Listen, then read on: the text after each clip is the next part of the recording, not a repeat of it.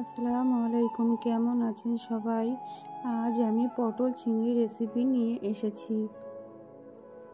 প্রথমে আমি উনুনে কড়াই চাপিয়ে দিয়েছি, তারপরে সর্ষের তেল দিয়েছি। সর্ষের তেলটা একটু গরম হয়ে আসলে আমি পেঁয়াজটা দিয়ে দেব।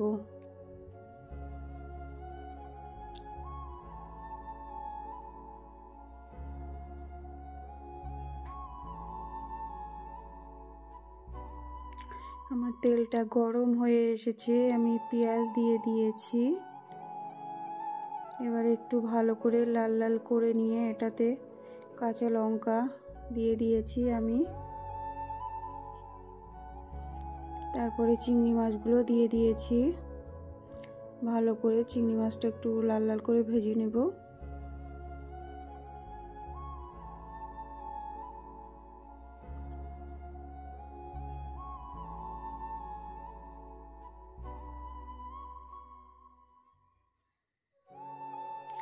তারপরে এটাতে আমি পটলগুলো দিয়ে দেব, পটল আলুগুলো দিয়ে দেব।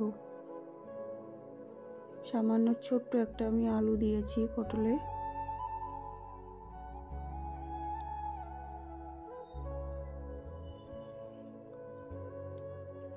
আমি পটল আলুগুলো দিয়ে দিয়েছি।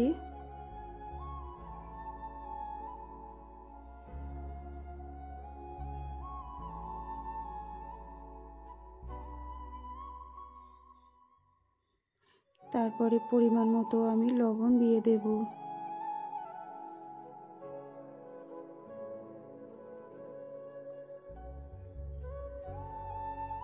তারপরে আমি পানি দিয়ে দিয়েছি, ওটাতে আর দেখানো হয়নি। পানি দিয়ে ঢাকা দিয়ে দিয়েছি।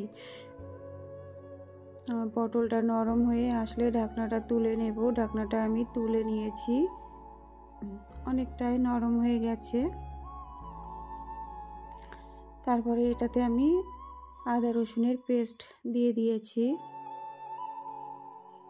হলুদ গুঁড়া দিয়েছি, লঙ্কা গুঁড়া দিয়েছি, পরিমাণ মতো জিরা গুঁড়া দিয়েছি।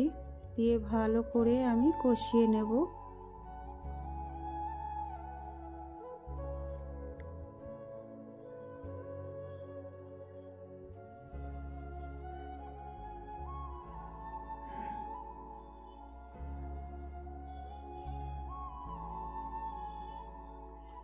দেখুন আমি ভালো করে কষিয়ে নিচ্ছি।